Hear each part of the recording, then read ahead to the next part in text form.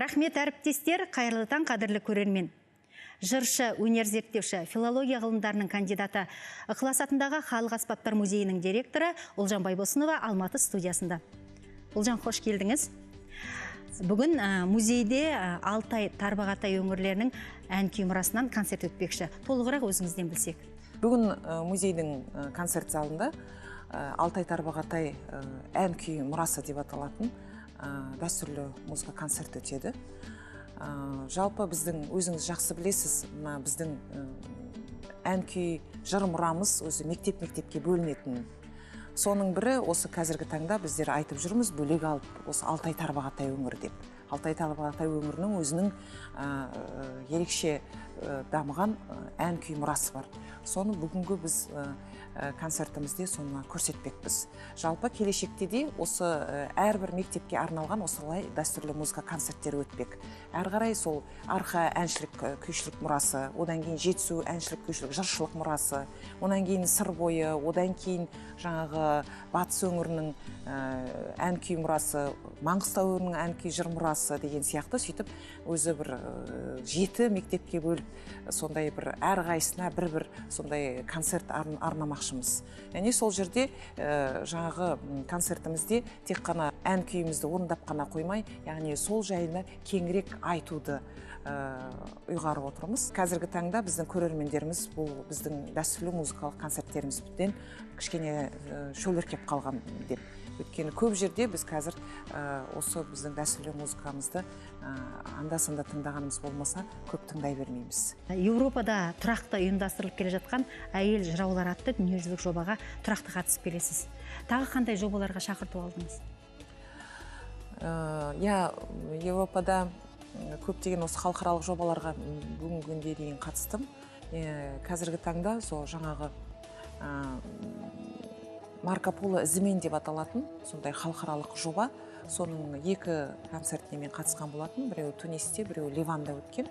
Сол жобаны осы біздің биыл өздеріңіз жақсы білесіздер қаланың 1000 жылдығы өтті. Сол 1000 жылдығына орай сол жобаны біз Алматы қаласына шақырған болатынбыз. Осы Қазақстан ұлттық арнасынан көрсетілді.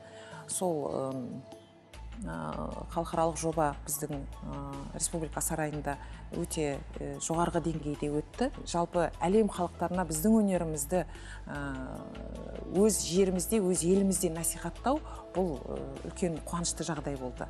Осы жерде біздің қалада өткендіктен, бұл жерде біз көп сол өзі қазақтың орындаушыларын көбірек қамтуға тырыстық. Америкада, Германияда жыр жинақтарыңыз шықты. Бұл сіздің өнеріңіздің сол жақта да үлкен сұранысқа ие екендігінің белгісі. Тағы қандай елдерден ұсыныстар бар? Өте жақсы орынды сұрақ. Жақында ғана маған үлкен ұсыныс түсті. Яғни бұл Париждің Радио Франс деп аталатын радиосы, яғни ұлттық радиосы. Сол радиодан маған үлкен ұсыныс түсті, яғни өзімнің дискімді шығару жобасы.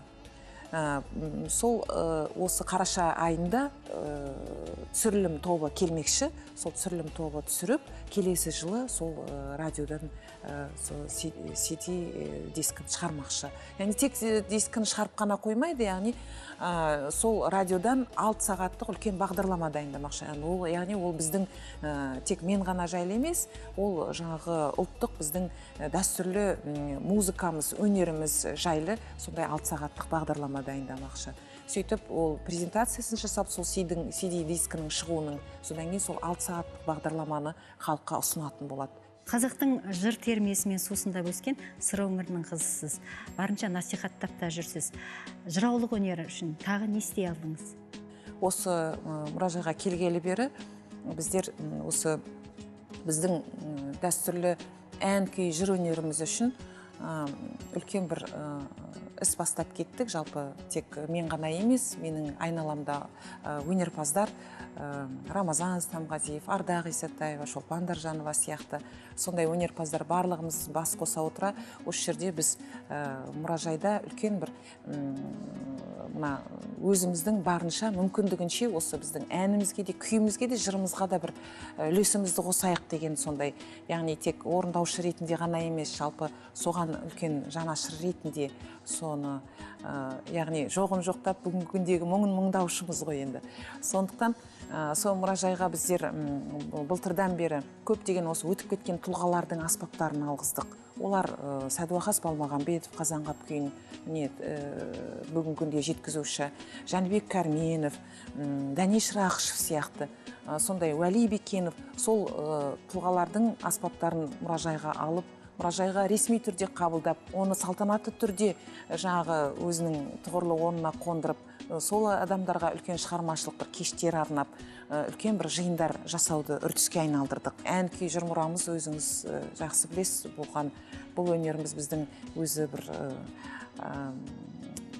тыңдарманды өте бір өрелі тыңдармандарды қажет ететін, соған сондай бір тыңдармандар қалыптастырып, соған жастарды да соған тартып, яғни бұл біздің үлкен тек өнерді ғана насихаттау емес, яғни бұл үлкен тәрбиелік маңызы бар дүние екендігін, соны бүгінде бұл өзекті мәселе деп есептеймін. Өйткені қазіргі таңда біздің ұлттық өнеріміз, яғни бұл үлкен өзінің тәрбиелік маңызы, мәні бар үлкен өнер екендігі түсінікті. Аспап жасау шеберлік өнерін жаңғырту ісін қолға алып жатырмыз. Осы биыл біздер бірінші рет республикалық аңыз домбыра деп аталатын музыкалық аспаптар жасау шеберлерінің конкурсын, сайысын жасадық. Сол сайысқа республикамыздан 60-тан аса шеберлер қатысты, 130-ға жуық домбыра келіп сайысқа қатысты.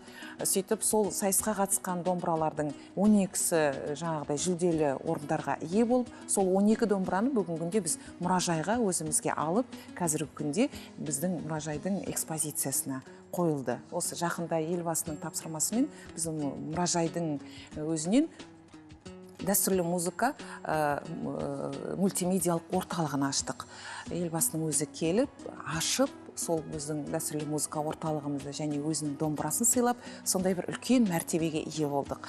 Қазіргі таңда сол дәстүрлі музыка орталығымызға біздер бүкіл біздің мемориалдық аспаптар дейміз, яғни біздің ұлы тұлғаларымыздың, өнер жасаушы тұлғаларымыздың, бізге осы өнерді жеткізуші тұлғалардың бүкіл аспаптарын сонда апарып қойған жайымыз бар. Ұлжан, әңгімеңізге рахмет.